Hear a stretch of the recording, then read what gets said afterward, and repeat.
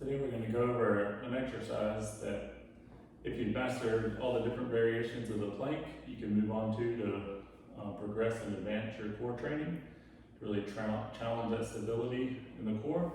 It's called Stir the Pot. So we're going to start out with our exercise ball.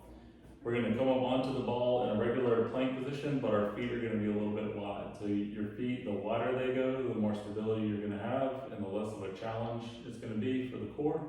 The more narrow stance you go with your feet, the more challenging it'll be for the core. So you kind of figure out where your feet need to be to start, and then as you get stronger, you can bring them in closer and closer, but you'll probably never be able to get them all the way together.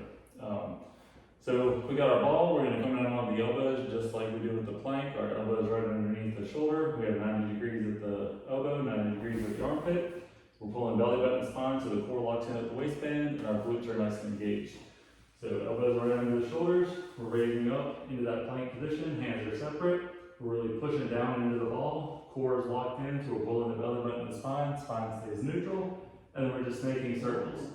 So the bigger the circle that I make, the farther out away from my body that I go, the more challenging it's going to be for the core.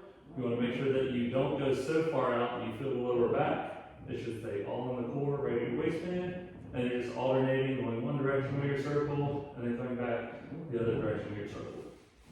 You continue for however long you can hold that until the core starts to give out and you can't hold that stability anymore. That's your number, and then you stop, rest, and repeat. If you have any questions, just reach out.